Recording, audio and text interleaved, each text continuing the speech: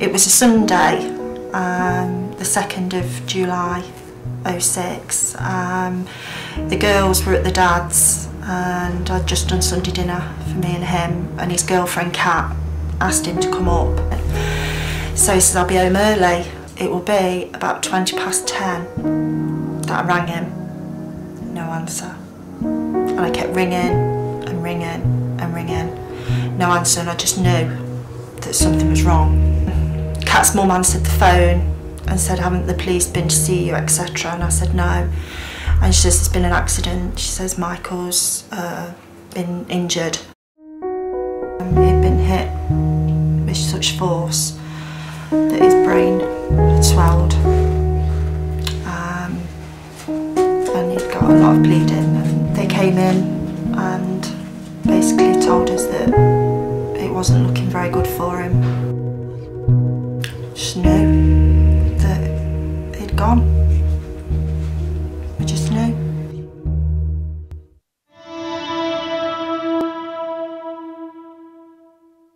The neurosurgeon came and removed his breathing tube. He carried on breathing for an hour on his own, struggled. Started singing to him, didn't we, Dave? Yeah. And all his family was there at 2:05.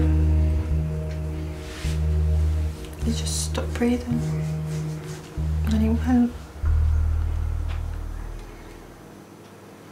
And it's the most horrendous feeling ever.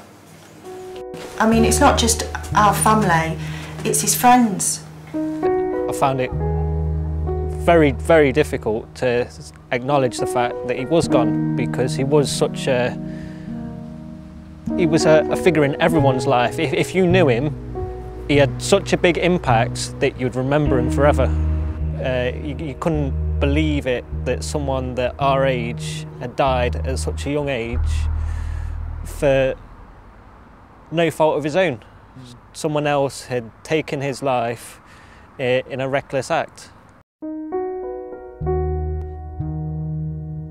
And he'd just come from the pub and just turned, you know, and he'd been drinking all day, already been done for drink driving, shouldn't have even been driving.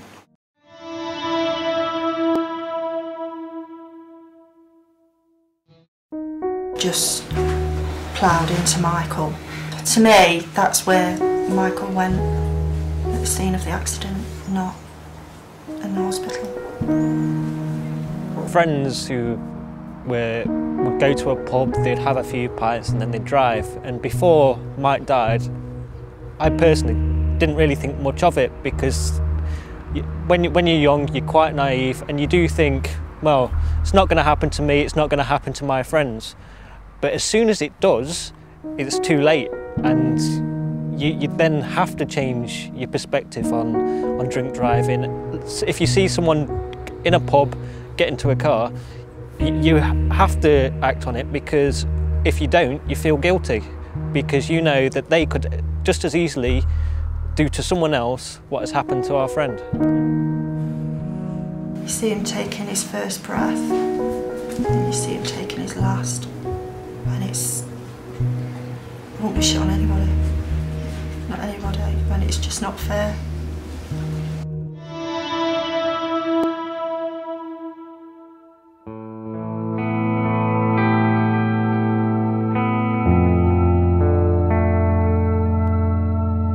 All I remember is the sound of the vehicle and just spinning. I was a bit confused and all this.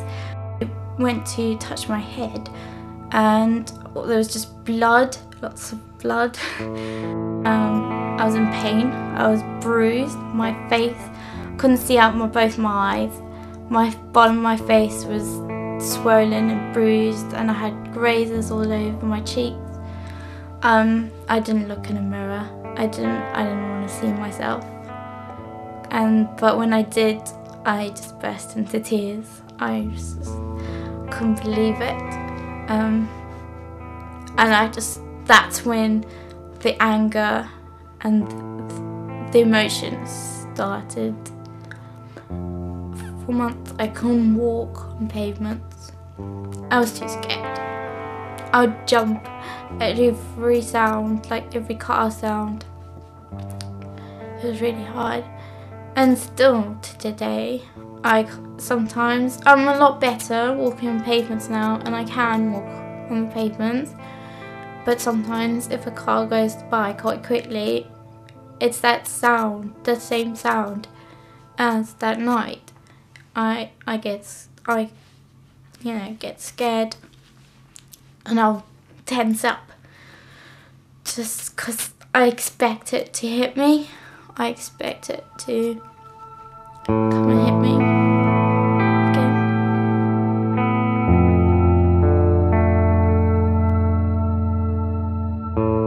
The doctor said that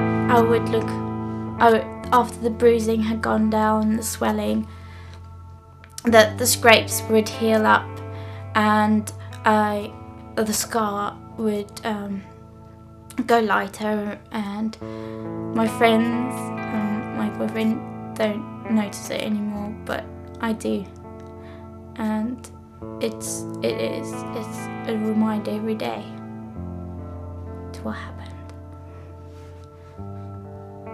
what a stupid idiot did. Just because he couldn't control, just because he couldn't walk after he had drunk. He had to get into a car and drive when he was drunk. And he was 3 times over the limit, which I just don't understand why anybody would do it. The driver got a 2-year driving ban. He also got a fine. It was a £1,000 fine. That was all. Not much. And I did see the driver one other time out of the court. I saw him at a train station. I was sitting with a friend, and I saw him on the other side of the platform. I just went white as a ghost. I felt hot, and I just stopped. And my friend said, "Are you okay?" I said, "You see that guy over there?" She's like, "Yeah." She said, "Who's it?" I said, "That was the man who hit me. That was the guy that ran me over. It was horrible. I didn't like it. I just went hot. It's a feeling I've never felt before. And I haven't seen him ever since."